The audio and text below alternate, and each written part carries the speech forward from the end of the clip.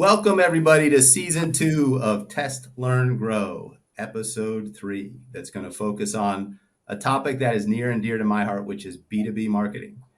We've brought together our resident experts on business-to-business marketing at Level Agency. We've got Dale Reether, TJ Bruno, Laura Greenewalt, and I'm Dave Baps, the Vice President of Agency Development and Partnerships here at the agency.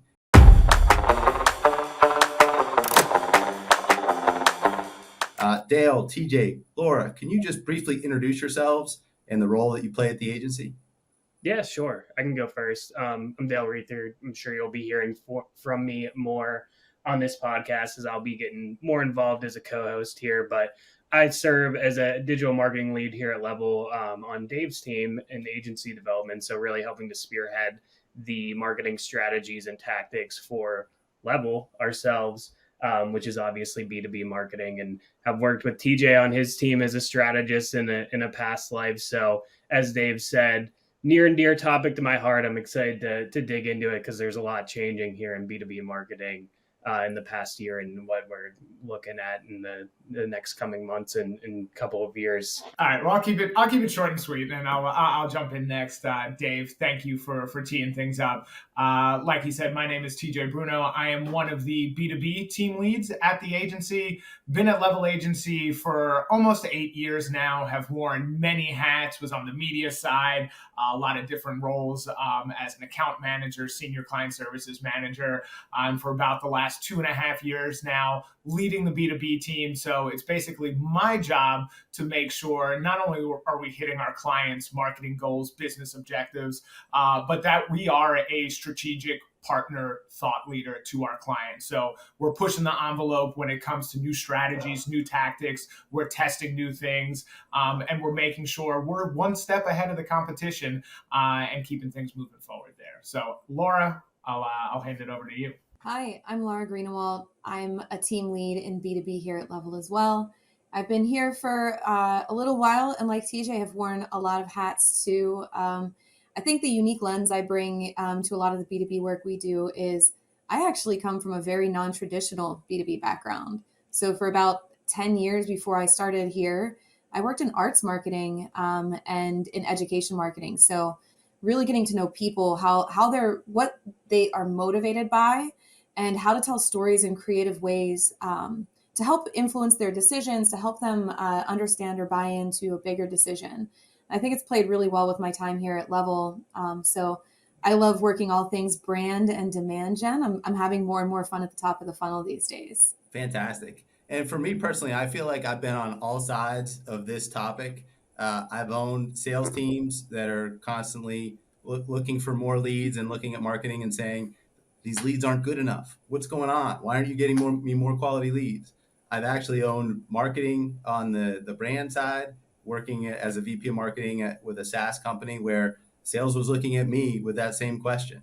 And here at Level today, I own both marketing and sales. So I have to be able to answer the question of getting high quality leads over to our sales team and ensuring that our sales folks are conversant enough to convert those leads into new clients for the agency. So it's been a full journey for me in and around this particular topic, and it's one that I'm really passionate about. But let's get into it. So we've been talking a lot as a group and also talking to our clients about some of the things that are top of mind for us and for them as we think about how we can take our B2B digital marketing strategies to the next level, no pun intended, with the work that we're doing in market today. And our group has come up with 5 things that we're focused on in B2B marketing as a starting point for this conversation. So I'm going to just kind of kick things off as we think about those 5 things. And we look at it very much through the lens of a prospective buyer, right? And invariably, you have people who are in market to buy a particular product or service and those who are not. And some of the language that's being thrown about in the B2B marketing world right now is delineating where a buyer is in that journey, whether they're in market or not. And they're using language like demand generation versus demand capture versus what maybe 3 or 4 years ago we were talking about more as just lead generation. And we thought it would be worthwhile to kind of dig into that, to talk about how kind of contextual and rich the work that we're doing is in and around who we're engaging with as a starting point. So I'm going to just kick things off with the group and say, let's talk demand gen versus demand capture. First off, what's the difference between the two? And then how should we be thinking about it as a marketer? Yeah, Dave. Awesome question, and something that I know myself, Laura, Dale, in your past life, we're talking about this with our clients all the time. And I think the waters get muddied sometimes between the two. So the easiest way for me when we're thinking demand generation, right?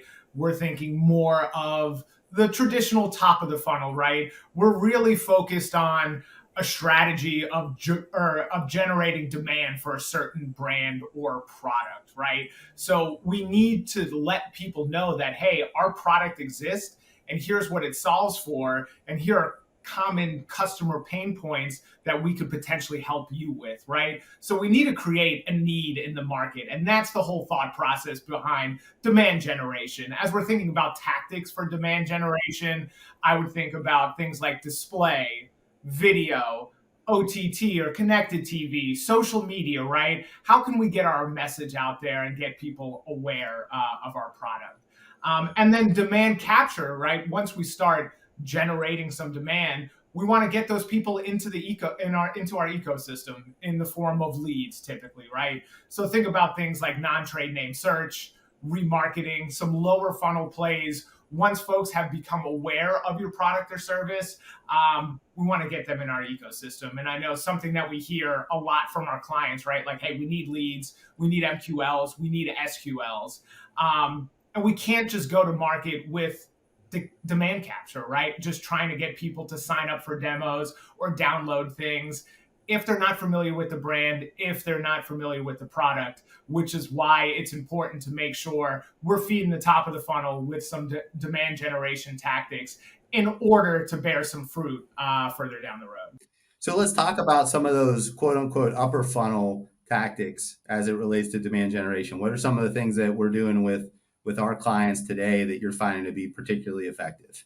Well, I was just going to jump in real quick, Dave, and say, like, TJ, when you put it like that, like, it sounds so simple, like marketing 101 almost. Like, we got to make people aware of something, and then once they're ready to buy, we need to capture that. But like, it's almost like people, like B2B marketers, lost their way for a little bit because things got so focused on like lead gen. How can I tie this specifically to one effort, and what was the cost of that? And like, when you look at a B2B buying journey, it's just not that simple. Like, we tried to make it too linear, and that forced people to focus way too much on the bottom of the funnel or those demand capture tactics. And the problem with that is, like, the well runs dry at some point. Like, it'll work for you. You can capture those hanging fruit. But yeah, like when you put it like that, like, it's like, duh. But it hasn't been like that, I feel like, for the past couple of years. And that's why you're seeing this resurgence in this topic of like demand generation versus lead generation, even though I'd argue like lead generation is demand generation capture under the same umbrella. But yeah, I was just like, when you said it like that, it's like, obviously, but people aren't thinking about it right now like that. That sounds like something we could dig into in a future podcast, Dale. Sounds like it. Well, I think one of the things you'll hear one of my colleagues here at Level, Jeff Robach, say sometimes, he'll say that we can optimize to zero, which means we can get really, really good at getting leads. And if we're not actually paying attention to what drives people to decide to search for us or for our clients, we might get that one channel down to a perfect cost per lead and completely forget that we have to influence their decision earlier than that.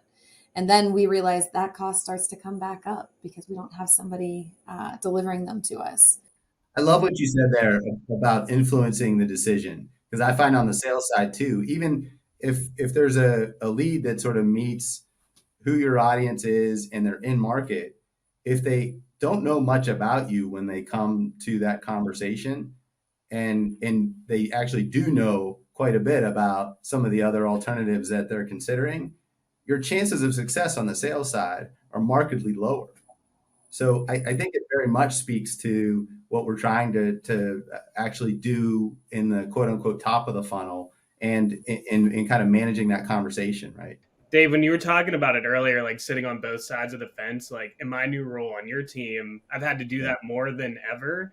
Yeah. And it's been a really eye-opening experience for me as a marketer, because it used to be like, oh, we got you 5 leads from Salesforce, this $5 billion company, and they're all great job titles. Like, what do you mean it's not working? It's like, well, you try to call someone who downloaded a gated ebook from Right. Salesforce, you're going to say, who the hell is this? Like, there's no like actual demand there. Yeah. It's just like you're putting names in a CRM. So like, it's been really eye opening for me to see like, Yeah, and Dale, I'll say even on the sales side, I think back to like Q4, for example, and the best pitch that we gave on the sales side. Like we left that pitch, and I'll protect the names of the innocent here, but we left that pitch and we were like, we nailed it. It's the best delivery that we've given. We were all really articulate. We were crisp.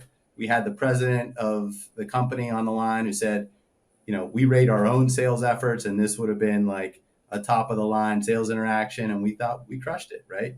We didn't win.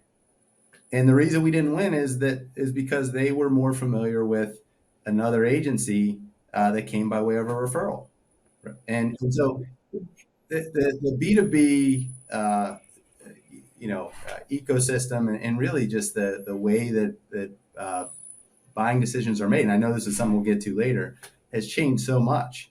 And it really requires us as marketers, I think, to be thinking more as salespeople in some ways.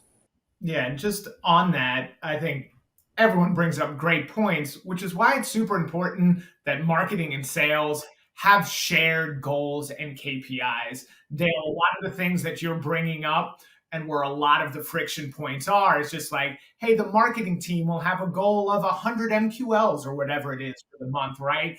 And then the marketing team pats themselves on the back when they deliver 125 MQLs and say, hey, we did our job, right? We hit all of our MQLs. But then when you dig into the MQLs, right? Yes, there are people who you're trying to target, right? Folks in your ideal customer profile, which we're going to talk about in a second. But they're downloading an ebook, or maybe they attended a webinar and it's their first interaction with your company. Yes, they're technically an MQL, but as we're looking at, the B2B buying cycle for the majority of our clients, whether it's SaaS companies or something else, these take months, if not years, by the time an organization's ready to make a buying decision. So what are some of those other KPIs that jointly marketing and sales can be held jointly responsible for, so there's not finger pointing between the two when we're trying to hit our quarterly and yearly goals? Yeah, I mean, I know we were going to talk about this later, but I think it's just like way too easy of a segue right now. One of our other things that we're focused on for this year is revenue focused success measurement. Like, just measuring leads and MQLs from a marketing perspective just doesn't cut it anymore. You have to be measuring like how much you're affecting the pipeline, how much marketing towards pipeline is there. And I think that ties directly into having shared goals with sales. And when you start thinking about it like that, you're not measuring to, it's almost like you do things to get to the KPI that you're measuring, even if that's not the best thing for the business. So if you need 1,000 leads, you might do something like a giveaway contest or something where, like, I'm going to get 1,000 leads. 95% of them might suck. But I'm going to hit that number, man. But whenever you have that shared like revenue goal with sales, like you start to see your tactics and strategies change to be more focused on like, okay, what's actually going to get someone to get into a sales conversation with our team and become an opportunity for revenue. It's kind of crazy to watch, like if you change your KPI, how your strategies and tactics change along with it. Absolutely. And how are you all managing some of those conversations with your clients today? What are some of the KPIs that you're kind of centering your efforts on as you think about getting closer to revenue? I'd say today it's a mixed bag. Some clients are comfortable and they're ready to go, and they're actually like, some of them are excited about it. We had a really great call earlier today, in fact, where we've been working with a client now for just a couple of months, and we were able to show for the first time, hey, here's all of this person's touch points through your CRM. Here's where they came in and had a conversation with you, and here's where they closed. Their first 2 touch points came from this channel. After that, you guys took over. And just being able to stop and have that conversation with them, you could see the lights. Like they're like, oh, this is amazing. This is what we were looking for. And then I have other clients who are, they're struggling a little bit more to make that transition. They feel comfort in what they know. They maybe, some of them have bigger sales teams, so they don't mind the clutter or the noise, or they figure that out. They're a little more like older systems that they're working out of. And so for those ones, we're slow walking it. Sometimes I feel like I'm like, we're doing your lead gen campaign, wink, wink. But like secretly, we're also doing this upper funnel stuff that using programmatic to kind of tie the story together. And they get to give credit to what they want to give credit to, but we're kind of influencing and driving behaviors elsewhere too. Yeah, just to add to that, for our more advanced clients, like absolutely having shared appointment, opportunity, pipeline generation, and ultimately revenue goals for the quarter is what we're tracking to. But for some of our, I'll call them less sophisticated clients, or clients that are new to the space or really trying to grow, and us as their marketing support being focused on that demand generation side, like what are some things that we could show the team, like, hey, we're moving the needle. It might be as simple as, traffic to the website month over month. We want to make sure we're bringing in the right traffic, right? And it's not just bot traffic or other things, but hey, we're getting more people aware of your product, right? Are we starting to inch up in, search impression share, or your brand being searched month over month, to show that's starting to have an impact? And ultimately, that'll start snowballing into leads. And as the weeks and months go by, some more qualified opportunities for the sales team. So there are some shared goals with our clients, just in terms of growth of the overall brand, that helps tell us, hey, we're moving this in the right direction. We're not ultimately towards the sales target where we want to be yet, but we're seeing some steps that should ultimately get us there. Yeah. And Laura said something about giving credit that I think is an interesting point to speak to, that I think really ties into what you said, TJ, as well. Like demand gen, like you have to look at leading indicators of success, like who's going to the website, how many people are getting to the website, what's the engagement look like. But when they ultimately convert, like it's really hard to track like what is ultimately driving that demand in the first place. Mm-hmm. And most attribution software is only capturing where they converted from a last click.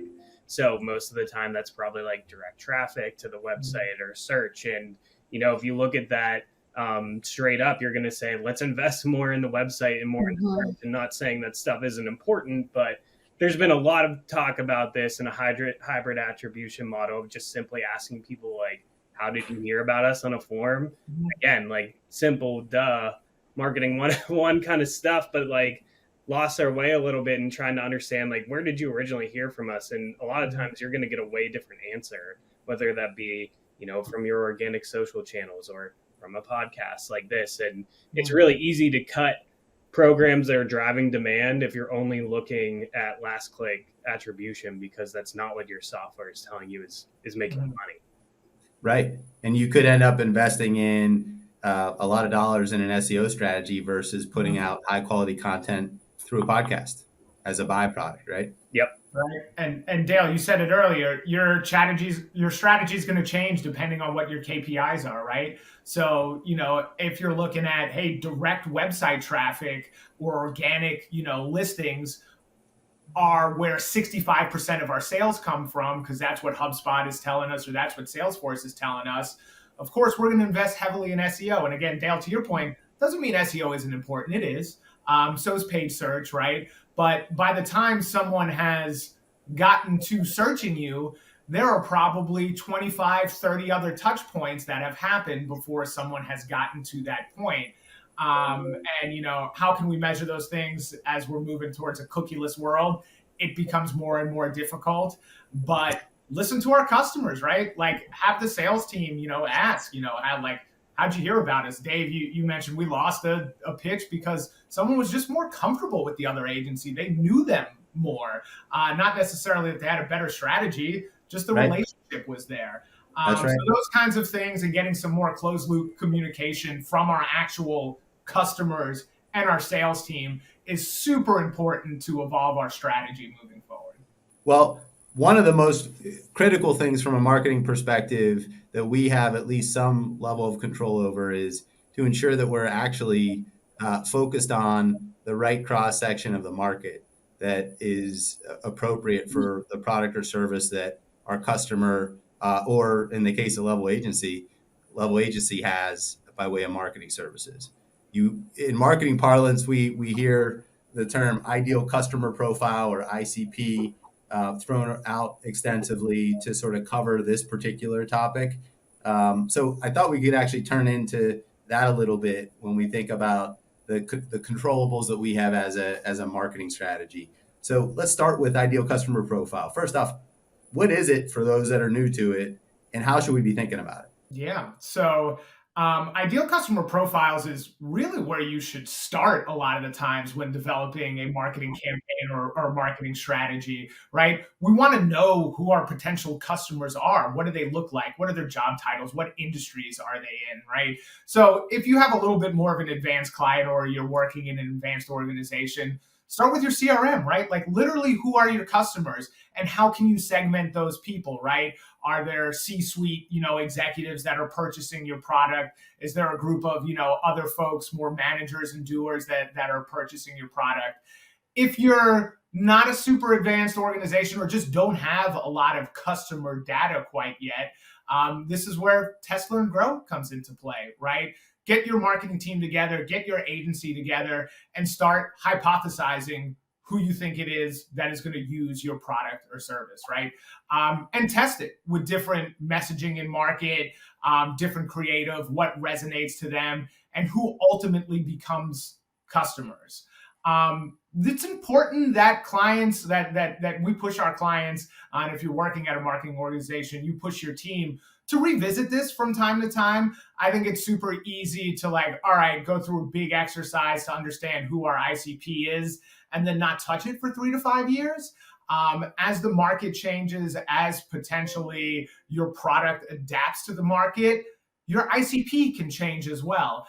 So it's worth every year, every 2 years, taking a look at your ICP and making sure it fits appropriately. Yeah. And TJ, you said exhaustive exercise. It doesn't have to be either. I don't want anyone to think this is some major research that you got to do. You could take that route, but we literally just did this for Level a couple months ago. And we were in a meeting for 45 minutes, guys, talking about who your best customers are and why. It's who are your best customers? Why? What do they all have in common? How do we go get more of them? And you can get that done in an hour if you want to be lean about it. I think that's such a big part is if you try to overburden it or make it really complicated, you can get stuck in the weeds. You can go as deep into any of this as you want to go. And we haven't even touched on yet, right? There's the ideal customer profile, and that's the company level. We haven't even talked about who are the personas within it. So you could really get yourself down to some really granular targeting matrices. But we find at least on my team, we find if you get a strong ICP, that's actually that almost unlocks more than just about anything else. And you don't have to have a ton of details for it. A couple of good sample customers, if you can get maybe a conversation with 1 or 2 of them, always nice to have an unbiased conversation with someone who's actually purchased your client's product and worked with it directly. It helps you put together some nicer messaging opportunities and also going out and finding companies similar to them. Agreed. I think that perfect can be the enemy of good. And in a lot of ways, we can get in our own way if we put too exhaustive of an analytics approach to solving some of these challenges versus getting things in market and learning from what is happening in really kind of a more nimble and agile way, right? And Dave, something that you're getting at too, I think the human element of this is super important as well, right? So if something feels off to you and your marketing team, talk about it. An interesting client example, we had a client recently who shifted their ICP a bit because they were very focused in the tech sector, right? And tech sector going through some tough times right now, a lot of layoffs at a lot of major companies. And inherently, it made sense like, hey, should we really only be focused on targeting the tech sector here when a lot of companies are tightening their belts and probably aren't looking for new software at this point in time? That doesn't mean we don't need to be top of mind for them, but how can we shift our focus as an organization to go after some other verticals right outside of the tech space where our application is still viable, to try and make some inroads there until we're, out of this mess a little bit on the tech side, and then could refocus back at, getting some more customers in the tech sector. Great point, TJ. So we know who feasibly, we have at least a hypothesis or a sense for who our customer is. We're defining that, at least in the dimensions we're talking about right now, as ideal customer profile as a starting point. Then we have to start to think about what we're actually saying. What's the conversation we're having? And the trite marketing slogan that you've heard for years is content is king or content is queen. But in a lot of ways, content is what fuels that engagement. So let's talk about that. What does it mean in today's world to have very personalized content for your customer? Yeah, I love this question. And I think it's another place where people get into the perfect is the enemy of good kind of situation. You think, oh, it's personalized. Now I need to have one for like Tim the tax man, and I have to have a different one for Ollie the, overlord, or whatever all of your different personas are. You have all these things you might be trying to break out. But really, how can you fundamentally find within your ICP strong messaging points and make sure that you're speaking to each of them? So for, some examples from cases that I've worked on, we have the same product is really valuable to government stakeholders, academic stakeholders, and a scientific community. Same product, exactly the same. It's just used in different applications based on who you are. So we have 3 campaigns, one with messaging and content that speaks to each of those 3 ICPs. So it can be as simple as that. It doesn't have to get into, not everything has to just have like personalized with your first name at the top of the email or whatever. Right. And all of that goes a long way in making sure that customer sees their problem in your solution. They see that you're coming up with something that actually speaks to what they do. Mm-hmm. So this, like I'm saying, the same product that can cut across 3 different audiences for us. If we just said one general statement, that government person who's doing an infrastructure plan might not understand how these tools intersect with their plan. So the more specific you can get to those big picture ICPs, the better. And it really doesn't have to be hard. A lot of it is you write one really good core piece of content and you skin it. Mm-hmm. You have the version that goes out to that government audience, the version that goes out to that academic and that engineering audience. But the same core piece of content is there, and fundamentally, you're telling the same value stories, you're showing off the same benefits, but you're giving them that little bit of contextualized info up front. So there's lots of ways like that you can maximize the work that you're already doing. And that doesn't even start to scratch the surface of like what happens whenever you start using AI tools mm-hmm. to help expand your keyword sets, to help expand your social posts and short form content. So each of those ways that we kind of tighten up our thought leadership and get them closer to our ICP helps be more specific, more in line with what they're trying to solve. Great point. That's literally what we're doing right now, right? Yeah. I mean, Levels ICPs are focused around our 3 core verticals, which are B2B, Ecom, and EDU. We're doing an episode like this for our other verticals too, where we're talking about our top 5. There's overlap there, but we're talking about it through the lens of that ICP and those personas. Mm-hmm. What are the challenges and the needs that they have right now?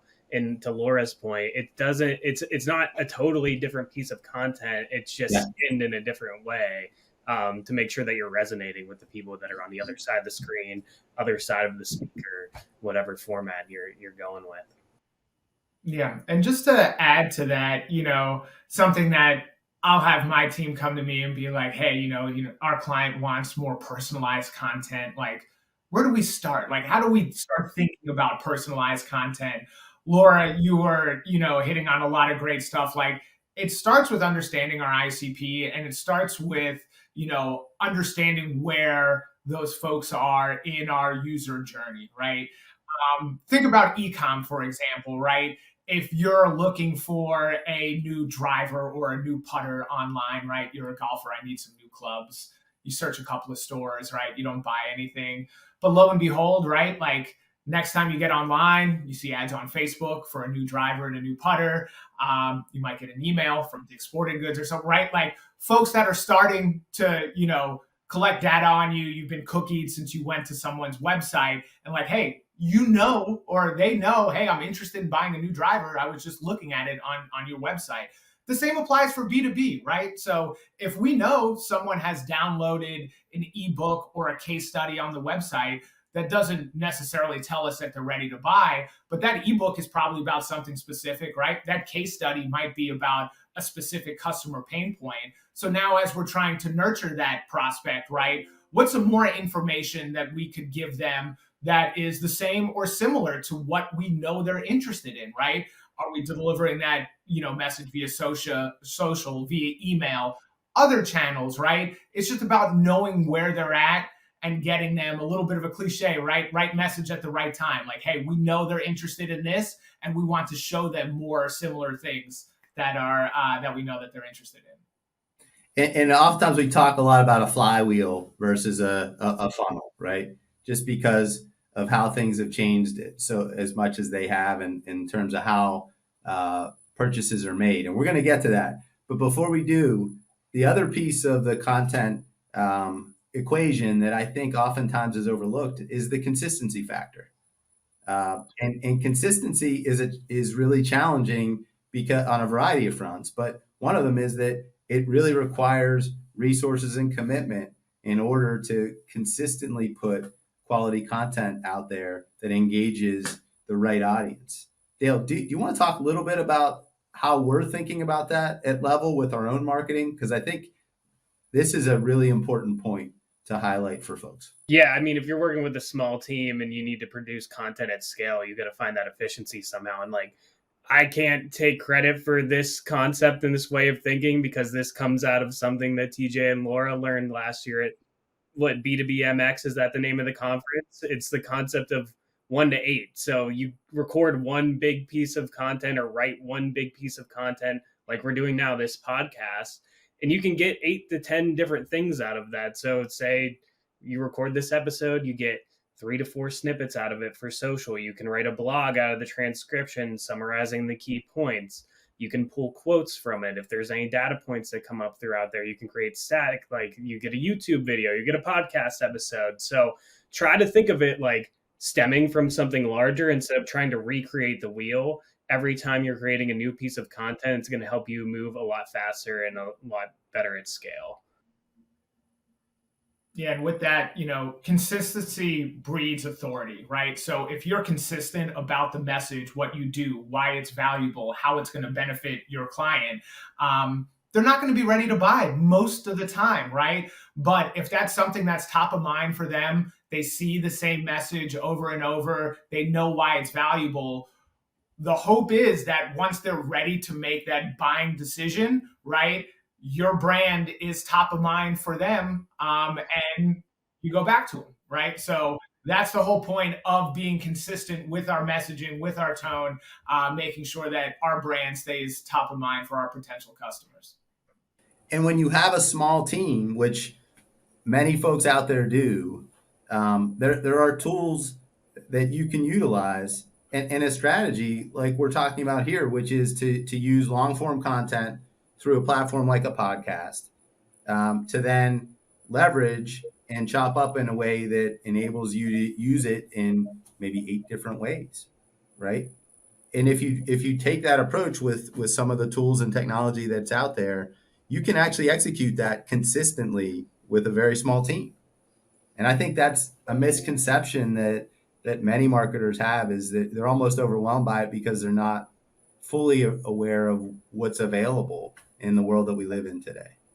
Which leads into another topic for us, and the final topic of our podcast, and that is the new B2B buyer journey. And I alluded to this a little bit earlier with the whole concept of a flywheel versus a funnel, and how things have sort of changed in terms of how prospective buyers engage with the brands and the products and services that they're interested in purchasing. But can we talk about that a little bit?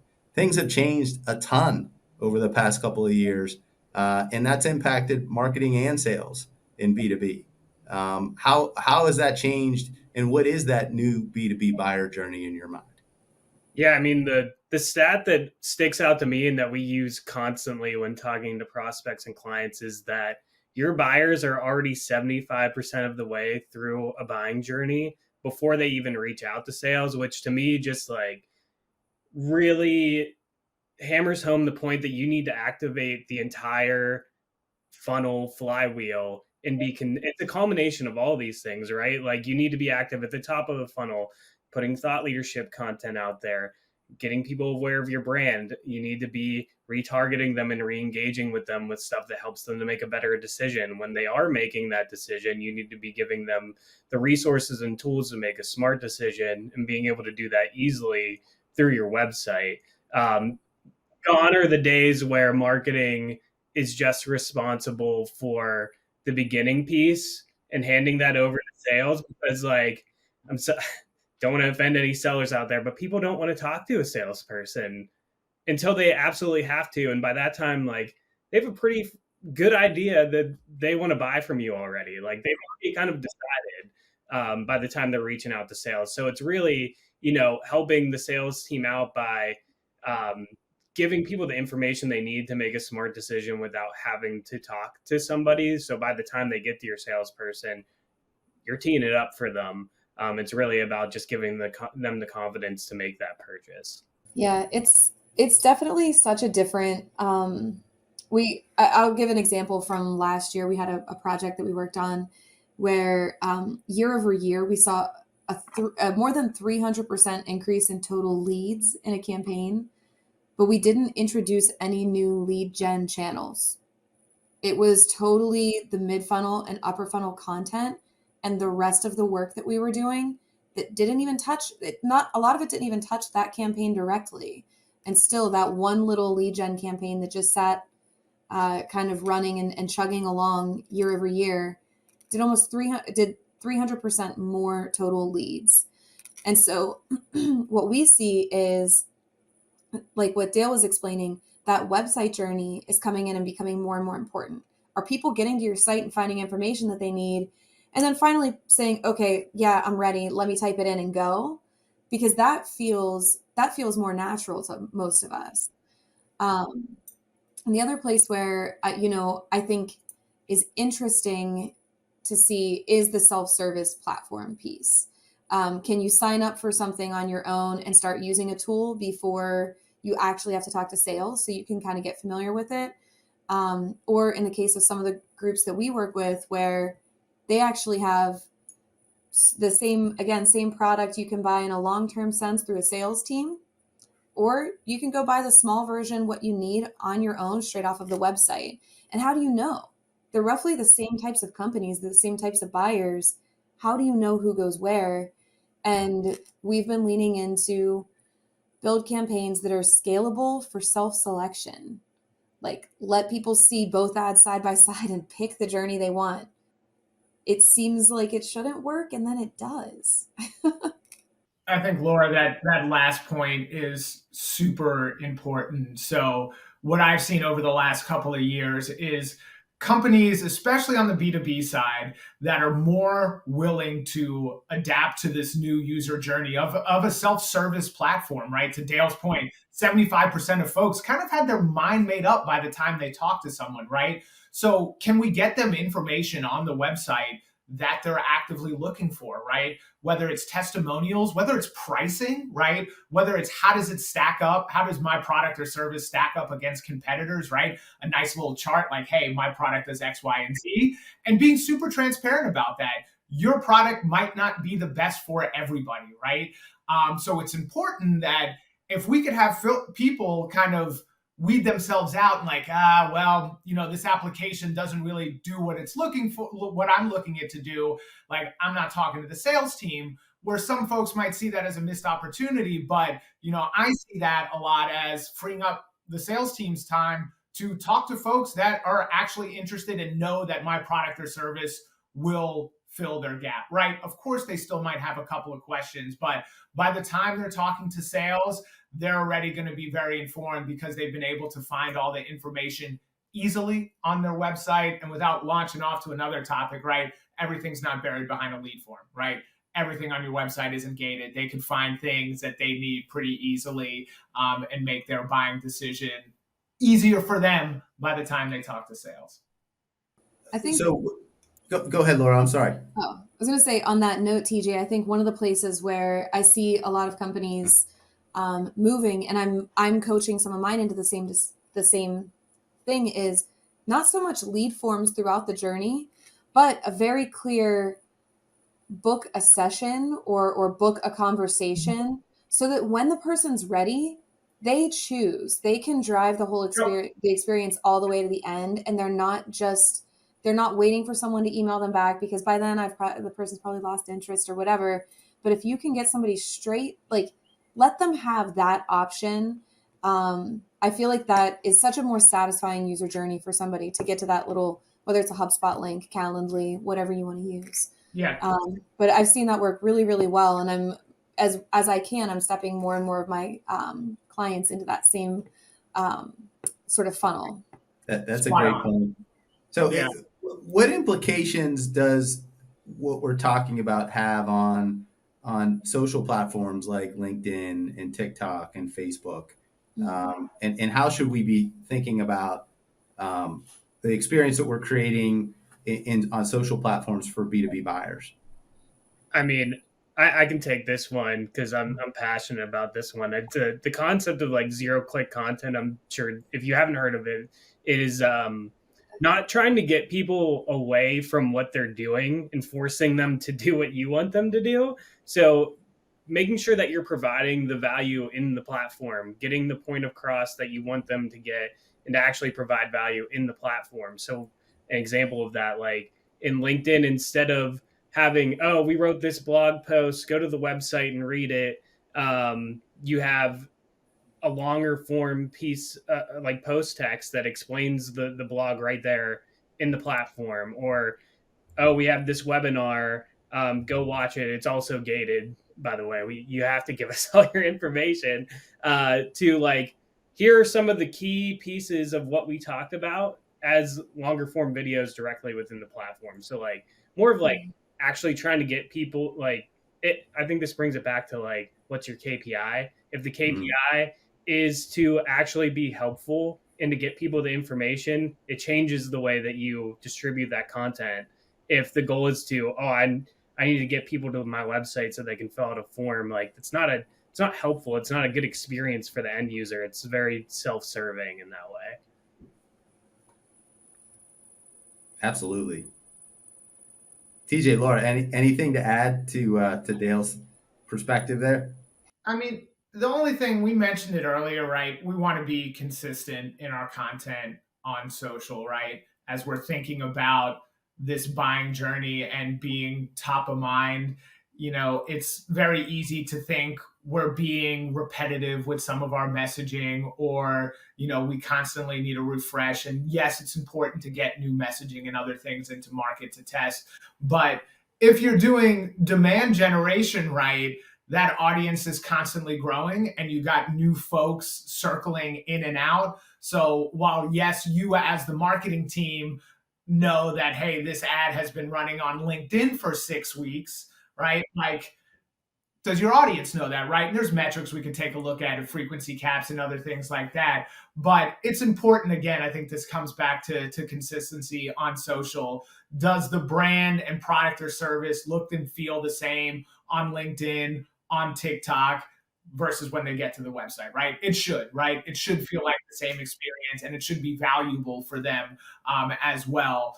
The prospect should be able to look at a LinkedIn post and go, hey, that's X brand, right? Once I'm familiar with it, and take away something from it without having to click and fill out a lead form and do something like that. Totally agree. And what I would say too is that I think oftentimes we lose sight of the fact that there might be anywhere between 1% and 5% of however you define your market, that's actually in market to buy your product or service.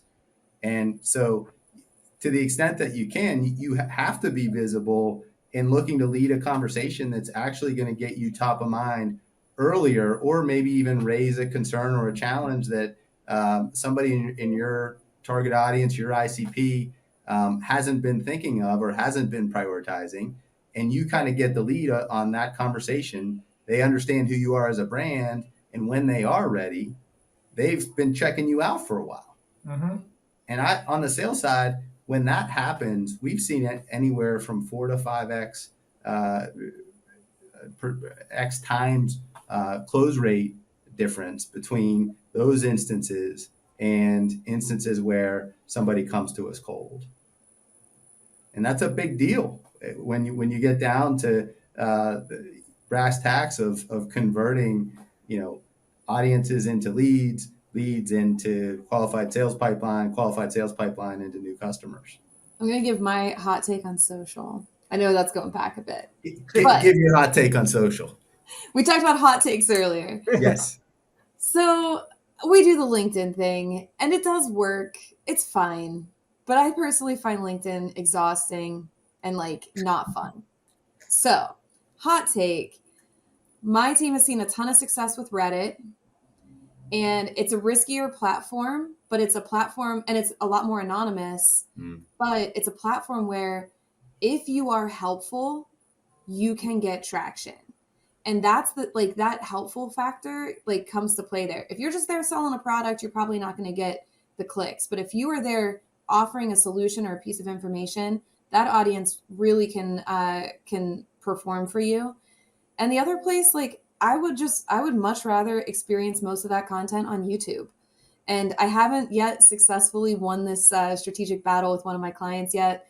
It's a goal to get them to focus on YouTube instead of LinkedIn and really dive into some live YouTube content.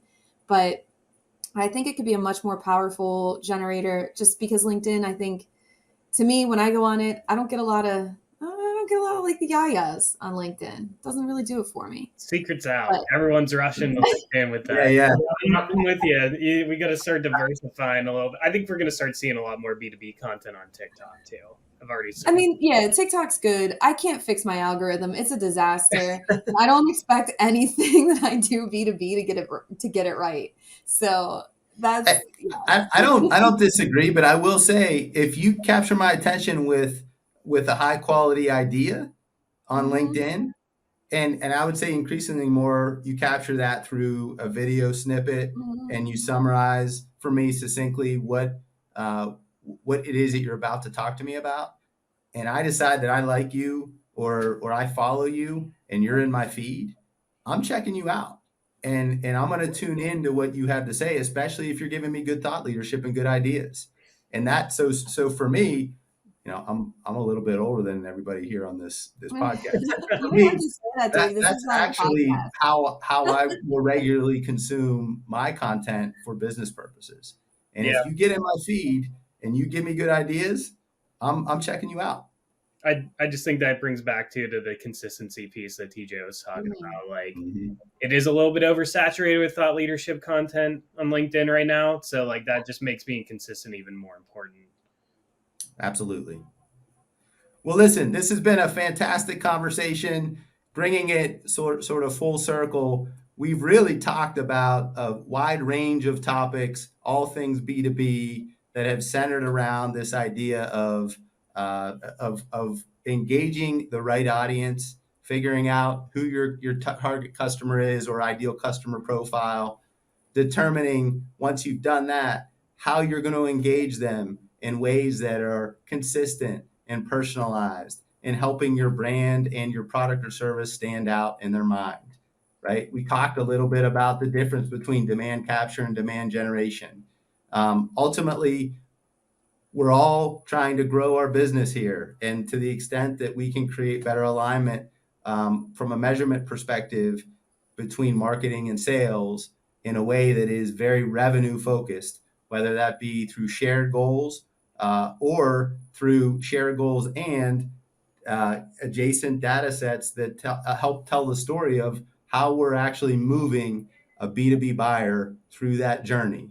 And that journey in today's world is a different journey. We talked about the new B2B buyer journey and how that has changed. I'd say even more so over the course of time within the past 2 years, as we become much more adept in consuming our content through technology and through platforms that didn't even exist a few years ago, and in some instances in ways that we hadn't engaged before.